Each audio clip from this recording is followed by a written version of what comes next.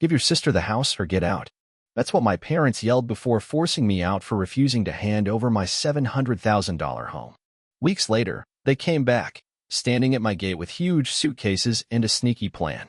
But when I said I'd call the police, they backed off fast. 3 months ago, in the living room of our family home in Fresno, California, my father slammed his hand down on the old wooden table with a thud that shook the entire room. Then he shouted in my face, "If you don't give the house to your sister, get out." When those words came out of his mouth, I knew my life with this family was over. Hello, everyone. My name is Logan Torres, and I'm 33. I'm a software engineer at a major tech company in Silicon Valley and currently live alone in a 3-bedroom house in San Jose, California. Nowadays, my daily life is relatively peaceful without the disturbances from my family, my father, mother, and sister. Because 3 months ago, after their unreasonable demand, I cut all ties with them. To me, they're just strangers who share the same DNA, and I've never felt this peaceful before. I was born and raised in Fresno, a farming city in Central California. Our family was working class and of Latino descent. We lived in a modest neighborhood with small houses and old cars parked in the yards.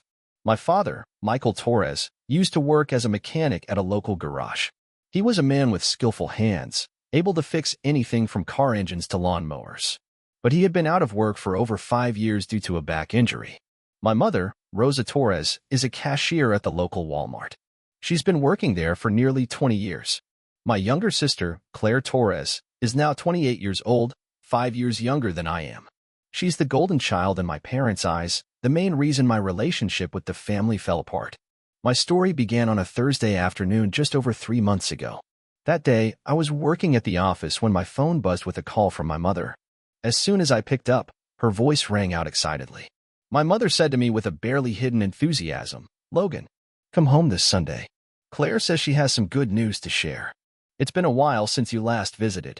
As soon as she finished speaking, I noticed something unusual about her tone.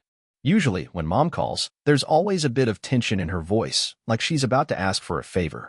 But this time, she sounded genuinely happy, curious about her excitement. I asked, "What's the good news?" Immediately, with a mysterious tone, she replied, "I can't tell you over the phone. You'll have to come home and see. This is the biggest news our family's had in years." After her words, I thought for a moment. I realized it had been nearly 6 months since I last visited. Work had kept me busy, and honestly, I wasn't exactly thrilled about family gatherings. They always seemed to revolve around Melody. But the excitement in her voice genuinely intrigued me. After considering it, I told her, "All right, I'll come home for dinner on Sunday." The moment I agreed, she said joyfully, "Wonderful. I'll cook your favorite dishes. Claire will be there too. Don't be late." She hung up right after that. And me, I kept wondering what the good news could be. Thoughts ran through my head. Maybe Claire got a promotion, or found a better job. I even imagined she might have won the lottery, because honestly, the only thing that could make my mom that happy was money. At that moment, I had no idea it would be the last dinner I'd ever have with my family. I drove nearly 3 hours from San Jose back to Fresno on Sunday. The whole way, I kept thinking about Mom's phone call, about the unusually excited tone in her voice when she mentioned some big good news. I got home around 5 p.m. Right as I parked in front of the gate, the whole family came out to greet me. Seeing them standing there with such bright smiles surprised me because it was the first time they'd ever done that in years. Usually, I had to open the door myself and look for everyone in the house. As soon as I got out of the car, my dad came up to shake my hand. His face was unusually cheerful as he said to me, "Logan, you're back. That's great." Next, Mom hugged me tightly. Her voice was trembling with emotion when she said, "I'm so happy to see you home. It's been 6 months since we last saw you." But what surprised me the most was Claire, my little sister. She walked up and linked arms with me with a bright smile, then said, "Logan, I missed you so much. Let's go inside.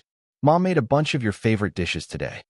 The way Claire acted that day was completely different from before. Usually, she nods to greet me and returns to staring at her phone. At that moment, even though I had doubts about how hot they were, I didn't say anything. I decided to observe and see what they would do that evening quietly. As soon as I entered the house, the smell of carnitas and fresh tortillas filled the space. This was the scent of my childhood, but today it seemed richer than usual. Claire turned to look at me, her eyes sparkling with excitement, then said, "Sit with Dad." Mom and I will take care of the cooking. After putting away my coat, I sat on the porch with Dad on those old wooden chairs. He opened 2 beers, handed me one, and said, "So, son, how's work in the city?" While we talked about work and life, I couldn't help but feel that something was different in today's family atmosphere. There was a quiet excitement, as if they were hiding some wonderful secret. Every time Claire laughed loudly from the kitchen, every time my mom giggled while chatting with her, I felt like something special was about to be revealed. Seeing my family so happy, I had a feeling that tonight's dinner would come with some immense joy. Around 6 in the evening, we all sat down together for dinner. The table was covered with plates of delicious grilled meat, warm corn tortillas, and my mom's homemade salsas. The atmosphere that night was genuinely warm and cheerful. Everyone chatted easily about everyday things, laughing and passing dishes around. But what caught my attention was Claire. She kept smiling to herself in this strange, secretive way. Every time I looked at her, she'd glance away and focus on her plate, that same smile lingering on her face. Throughout dinner, no one had mentioned the big news my mom talked about on the phone. Maybe they were waiting until after the meal, when we'd all settle into the living room with a cup of coffee to make the announcement. My mom kept asking about my work, sounding more concerned than usual when she said, "Logan, is your job stable? Has your income gone up recently?" Then my dad nodded in agreement and added, "Yeah, I'd like to know if you're happy with your life's going." The way they asked those questions, deliberate and measured, made it feel like they were sizing up my financial situation before telling me something important. Those questions only deepened my curiosity about the real reason behind this special dinner. About an hour later, dinner came to an end. Once we finished clearing the table, the whole family moved into the living room. As soon as everyone had settled in, my mom set her coffee cup down on the table, looked at me with a beaming smile, and said, "Logan, now it's time for me to share the good news I mentioned on the phone." Hearing that, I sat up straighter, giving her my full attention. Claire also placed her cup down, her face glowing in a way I hadn't seen before. Then my mom took Claire's hand, her voice shaking with emotion as she announced, "Claire's pregnant. She's 3 months along." Immediately, a wave of genuine happiness rushed over me. I stood up, walked over, and wrapped Claire in a hug. "Congratulations," I said. "Looks like we've got a new member joining the family." Claire hugged me tightly, her voice choked with emotion as she said, "Thank you, Logan. I'm thrilled too." After congratulating her, I sat beside her and asked, curious, "What about Carlos? Does he know yet?" Claire nodded, her smile lighting up the room. "Carlos knows. He's thrilled. We're getting married next month at the local church." When she said they were getting married in just a month, I felt genuinely happy for her. I turned to her and said sincerely, "I'm happy for you. What about the wedding prep? Do you need any help from me?" Right after I asked that, the mood in the room shifted. It suddenly felt tense, strangely so. I noticed my mom and dad exchange a look, one of those silent glances that meant something, but I couldn't tell what. It felt like they were getting ready to tell me something beyond just the joyful news about the baby. About a minute of silence passed, then my mom spoke carefully. "We asked you to come home today because we need your help." She paused, looking at me hesitantly. I had no idea what she was about to say, but my heartbeat picked up. A few seconds later, her voice trembling, she said, "I think you should give your house to Claire. You're single, no family. You don't need a big house like that." I was stunned. In that moment, everything fell into place. The warm welcome at the gate, the dinner with all my favorite dishes, and the financial questions. It all had a purpose. They wanted my house. I started feeling angry, not just surprised, but genuinely upset. But I kept my cool. I looked at my mom and asked, "You're not serious, are you?" Seeing my expression, she hesitated for a second before saying, "I'm serious. Your sister needs a home more than you do. You should help her and help your future niece or nephew." At that point, I knew they weren't joking. I didn't need to think about it. I answered plainly, "No, I'm not giving my house to Claire. I can help her find a place to rent at a low price, but that's it." After my firm refusal, my dad jumped in. "Logan, give your house to your sister. When your mom and I pass away, this house will go to you." I shot back instantly, "That's not happening, Dad. My house is worth $680,000. This house isn't even worth $400,000. I'm not agreeing to that. And don't forget, I've let you both live in my place, too." Before I could finish, my mom jumped in, her voice urgent. Then, at least buy Claire an apartment. Something around $400,000 would do. That second request made me even more frustrated. Couldn't hold back anymore. I told them straight up, there's no way I'm giving Claire my house and not buying her one. She's been working for 6 years, and her salary's not low. Where's all that money gone? I looked at Claire. She stayed silent. Didn't even try to defend herself. But I already knew. She'd blown it all on shopping, bars, and luxury vacations. Every paycheck is gone by the end of the month. Faced with my firm stance, my dad lost his patience. The sweetness from earlier in the evening vanished. His voice rose, "Are you giving your sister the house or not?" I wasn't intimidated. I looked him in the eye and said clearly, "Never." That's when he slammed his hand down on the old wooden table with a thud that shook the room. He stood up, pointed toward the door, and yelled, "If you're not giving your sister the house, get out." Following the direction of his finger toward the door, I didn't argue. I said, "Okay." Then I stood up, grabbed my coat, and walked out. Yes, I was furious. But I forced myself to stay calm. Not because I feared them, but because I knew they weren't worth the fight. At that last moment, before I stepped out the door, it hit me. My family saw me as a walking ATM, and I had just refused to be their next target. After leaving their house, I drove straight back to San Jose. Honestly, during that 3-hour drive, I couldn't focus. I was furious. Not just because of what they asked this time, but because this had been happening for as long as I could remember. For them, it had always been a given.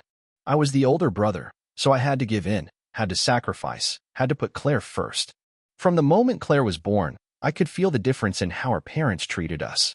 Not because she did anything special, but because she was the daughter they had always wished for after having me. Claire was a cute little girl with shiny black hair and big, round eyes as a kid. Everyone in the neighborhood said she looked like a doll.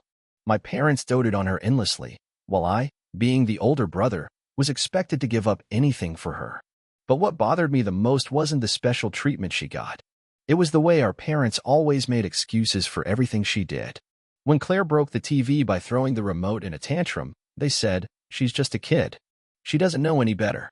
When she skipped school to hang out with friends, Mom said, "She's just stressed from all the studying."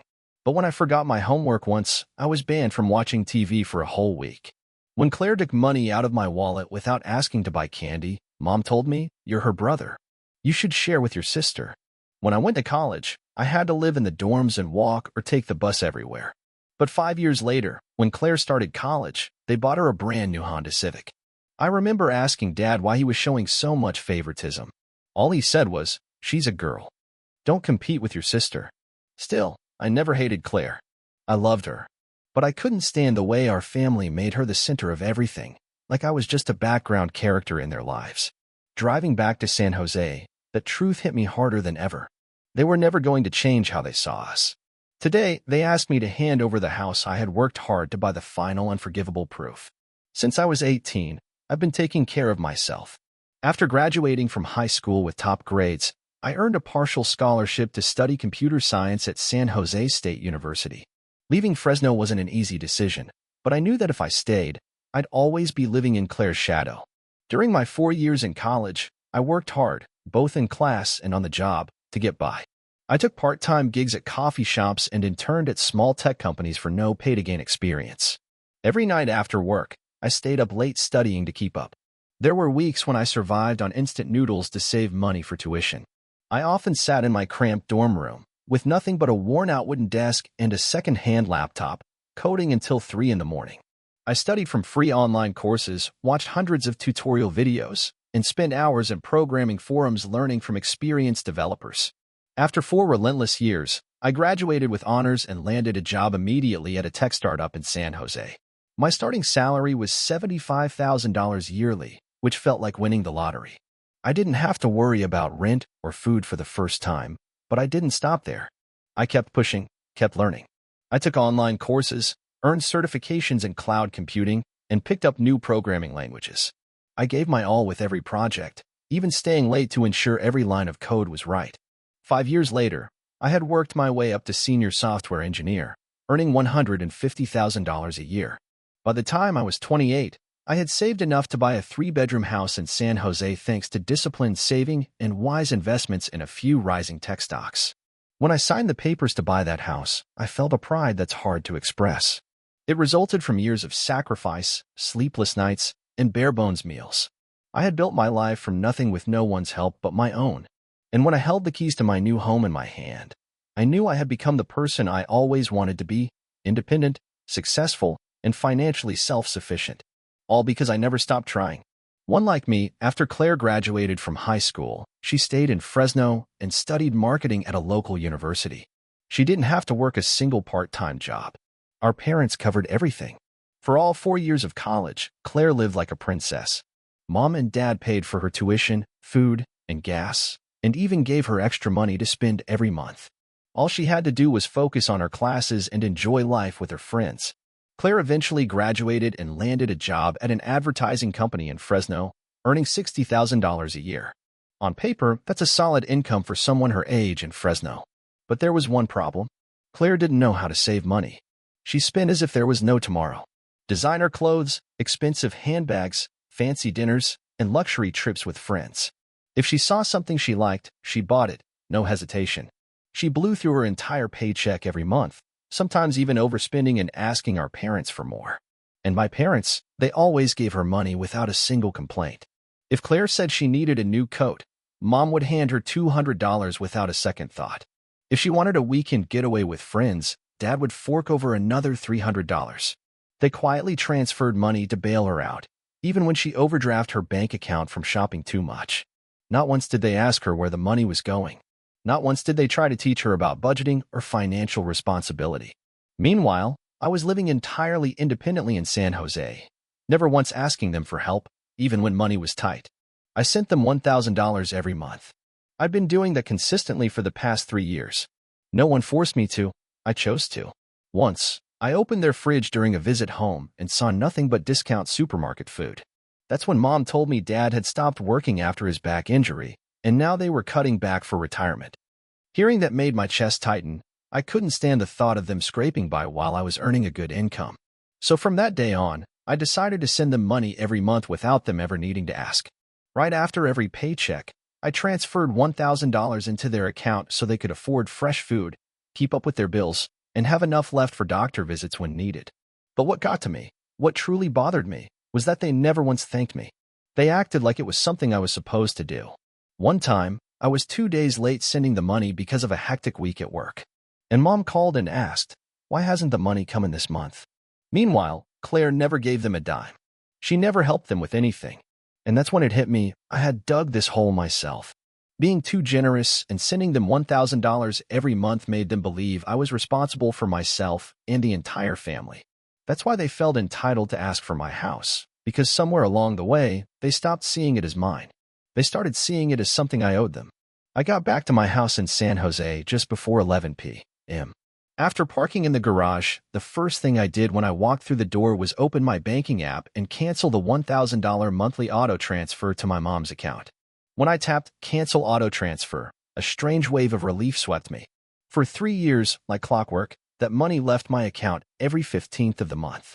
Now, for the first time since I started doing this, it felt like I had just cut a cord. An invisible tie that had bound me for far too long. I did it quietly. No message, no phone call. I didn't explain it to anyone. They'd find out on their own when they checked the account at the end of the month. Even though I felt a little lighter and freer, I knew this wouldn't be the end. They wouldn't let it go easily. They'd call, text, maybe even bring Claire into it to pile on the pressure. They'd pull every move, guilt, shame, anger, to try and get me back into the role of the good son. In the days that followed, I kept going to work as usual. From morning to evening, I sat before my screen, writing code, joining meetings, wrapping up assigned projects. But inside, I felt uneasy. An entire week passed with no word from them. There were no calls or texts from Dad, Mom, or Claire. And that silence made me nervous. Because I knew my parents, they were not the type to give up easily. They had never been kind enough to accept no, especially regarding money. I remembered when they asked me for $3,000 to fix the roof a few years ago. I told them I couldn't. All my money was tied up in stocks, and I had no cash to spare. But the very next weekend, they drove 3 hours from Fresno to San Jose and showed up at my doorstep with disappointed faces. And just like that, I caved. That day, after they left, I borrowed $3,000 from a friend and sent it to them. I was ashamed to ask for the loan, but because of the pressure of their presence in their eyes, I felt like I had no other choice. I said no when Mom wanted to replace her old car a year ago. It was still running fine, and they didn't need a new one. But again, they came to my house and spent an entire afternoon convincing me.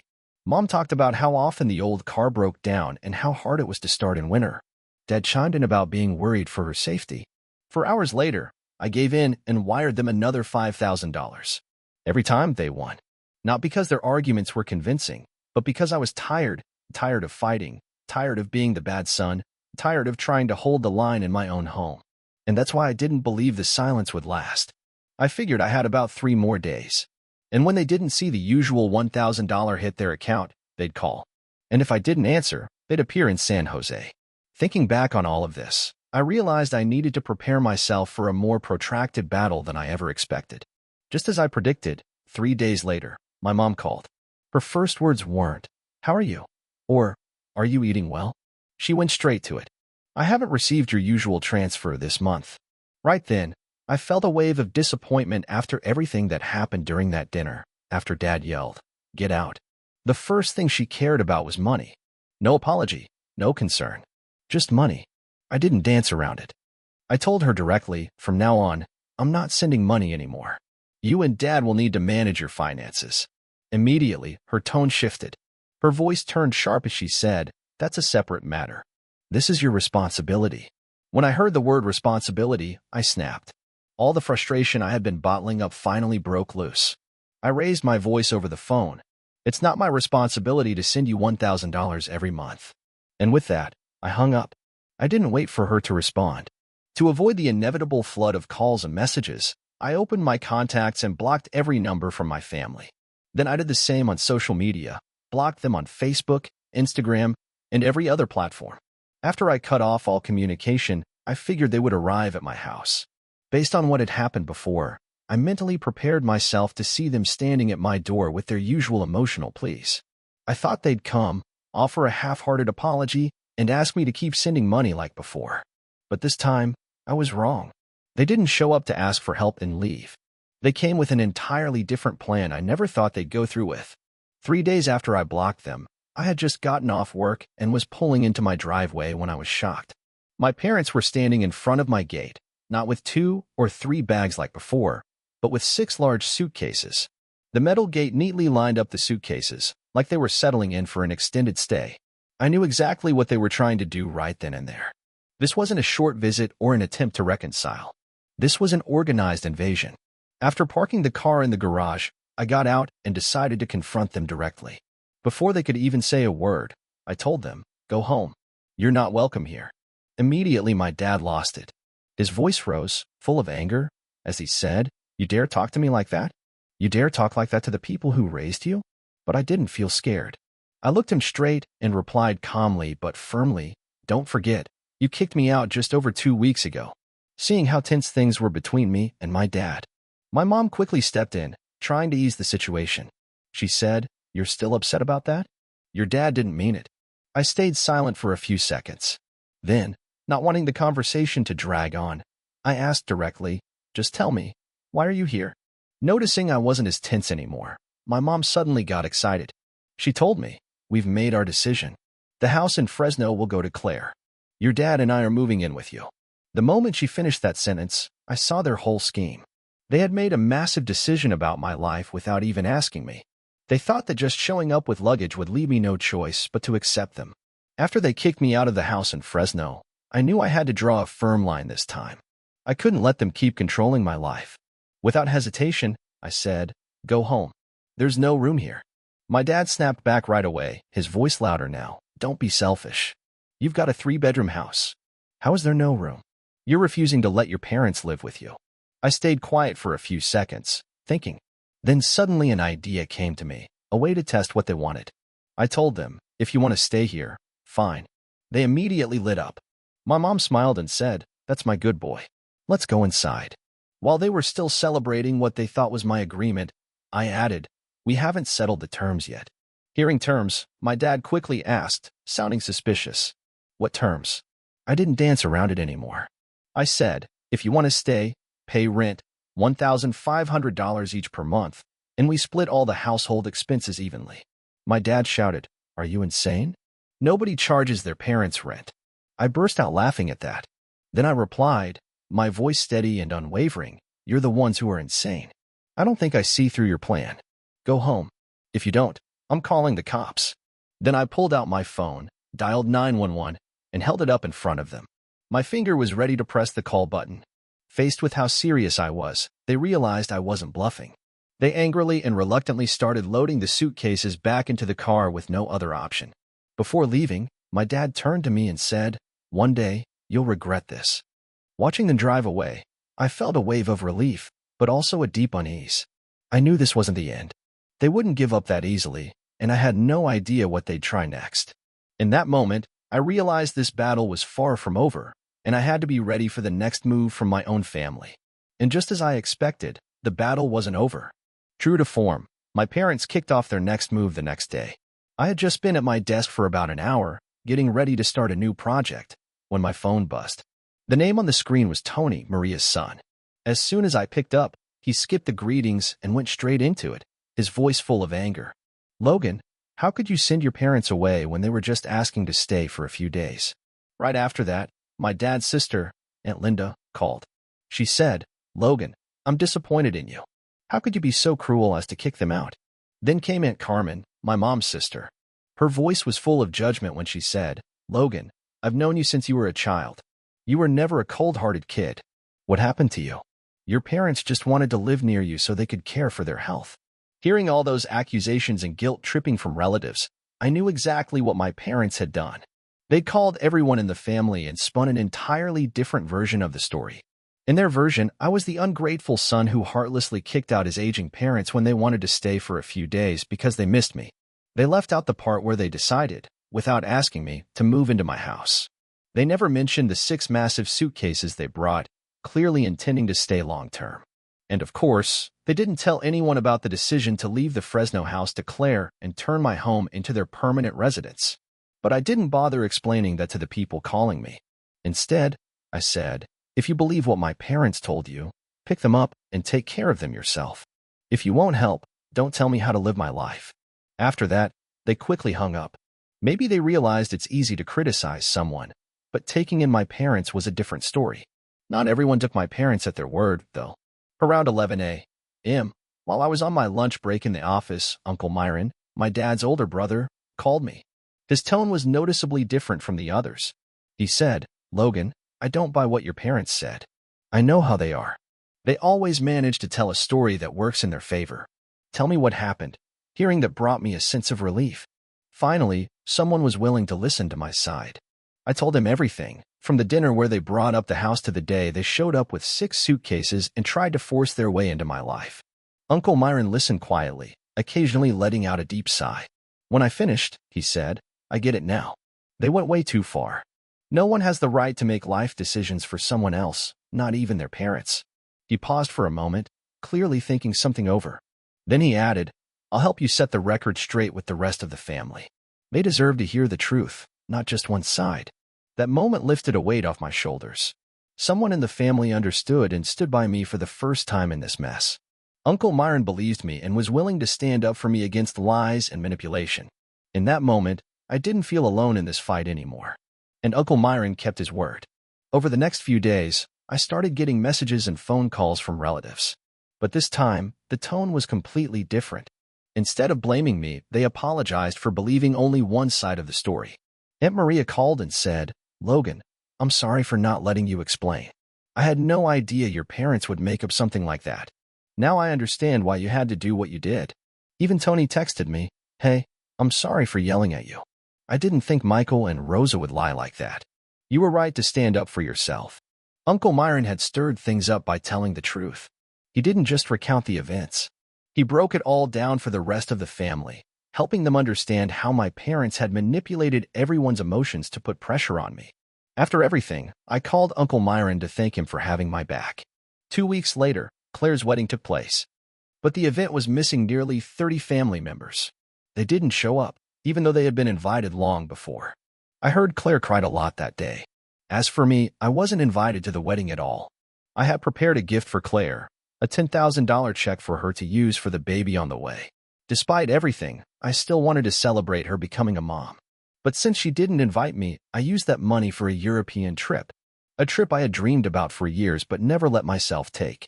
It's been 3 months since that day, and my life has become much more peaceful.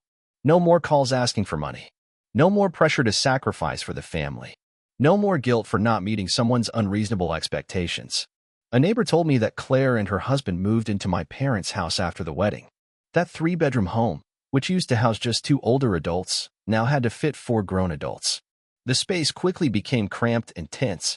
As for my parents, they've been complaining to the neighbors about the rising cost of living, saying it's hard to support 4 people. Claire and her husband don't contribute much. With his modest construction worker salary, Gavin couldn't help out the way my parents had hoped.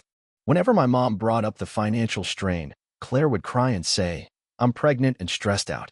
Please stop bringing it up." My mom, worried about the baby and Claire's health, would bite her tongue and swallow her frustration. I also heard Gavin's been trying to pick up evening and weekend jobs to earn more. He's working from morning till night and barely has time to be with his wife. Claire complains that he doesn't spend enough time with the family, but she doesn't seem to understand that he's doing everything he can to provide for them. Maybe now they finally appreciate all I sacrificed for them. Perhaps now they understand the value of those $1,000 monthly transfers I used to send. They might finally realize that having a son who acted like a walking ATM was a privilege they took for granted.